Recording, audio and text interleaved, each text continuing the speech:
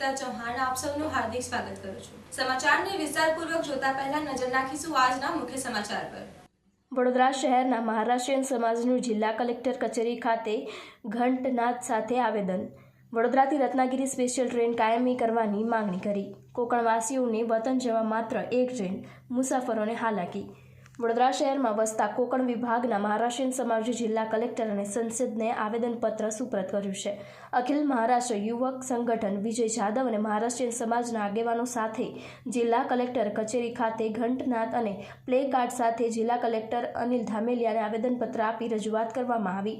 સમાજના આગેવાનોનું કહેવું છે કે વડોદરામાં કોકણવાસી લોકો મોટી સંખ્યામાં વસે છે। તેમને વતન મહાડ, પોલાદપુર, જિલ્લા રાયગઢ જવા માટે અઠવાડિયામાં માત્ર એક જ ટ્રેન છે અને તેનું વીર રેલવે સ્ટેશન સ્ટોપેજ છે।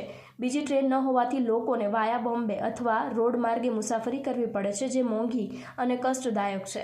હાલ ગણપતિ મહોત્સવને ધ્યાનમાં રાખી રેલવે પ્રશાસન દ્વારા વડોદરાની રત્નાગીરી સ્પેશિયલ ટ્રેન ટૂંકા સમય માટે શરૂ કરવામાં આવી છે। સમાજની મુખ્ય માંગ છે કે આ ટ્રેનને કાયમી કરવામાં આવે, જેથી મહારાષ્ટ્રના લોકોને રાહત મળે। Reporter Rahul Rajput, YNA news, Vadodara. આજે અખિલ મહારાષ્ટ્ર યુવક સંગઠન તેમજ મહારાષ્ટ્રીયન સમાજના મુખ્ય આગેવાનો વતી રેલવે મિનિસ્ટર તેમજ સાંસદશ્રીને આવેદનપત્ર સુપરત કરવા આવ્યા છે, જેનું મુખ્ય કારણ કે જે માંગ વીર રેલવે સ્ટેશન કે જે વીર રેલવે સ્ટેશન માટે ઘણી બધી ટ્રેનો કોકણ વિભાગમાં જઈ રહી છે, પણ વીર રેલવે સ્ટેશન સ્ટોપેજ ન હોવાથી એક હાલાકીનો સામનો કરવો પડે છે।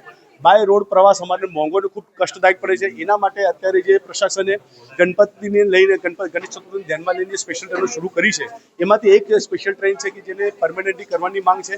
સાથે સાથે એક વાત દુઃખથી કહીશ કે જે સમાજના પ્રતિનિધિઓ તમને અવારનવાર ફરિયાદો કરે છે, લેખિત રજૂઆતો કરે છે, છતાંય મહારાષ્ટ્રીયન સમાજની માંગ કેમ સ્વીકારવામાં નથી, આ કોઈ મોટો પ્રશ્ન છે। બીજી વાત કે આપણા ચેનલના માધ્યમથી ખરેખર મહારાષ્ટ્રીયન સમાજના જે પણ મુખ્ય આગેવાનો છે, ખરેખર એમને અગ્રેસર રહેવું જોઈએ, કેમ કે આ જે માંગ છે આ માંગ કોઈ એકલા વ્યક્તિની નથી, આપણા સૌની છે। જો કદાચ આ જો અમારી માંગ સ્વીકારશે તો તમારા પરિવારના બી લોકો શાંતિથી પ્રવાસ કરશે, એ વસ્તુ તમે ધ્યાનમાં રાખજો।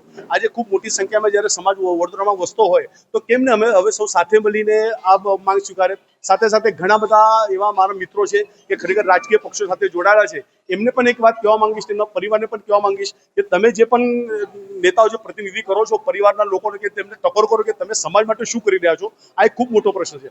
જ્યારે છેલ્લા 2 થી 3 વર્ષથી આપણી માંગો સ્વીકારતી નહીં તો થોડી જાગૃતતા ધરાવો, પણ જે પ્રમાણે અત્યારે જે મહારાષ્ટ્રીયન સમાજ મુખ્ય આગેવાનો જાગૃત થઈ ગયા છે, આવનારા સમયની અંદર જો કદાચ આ માંગ સ્વીકારવામાં નહીં આવે તો ખૂબ ઉગ્ર આંદોલન થશે, એ વાત નક્કી છે।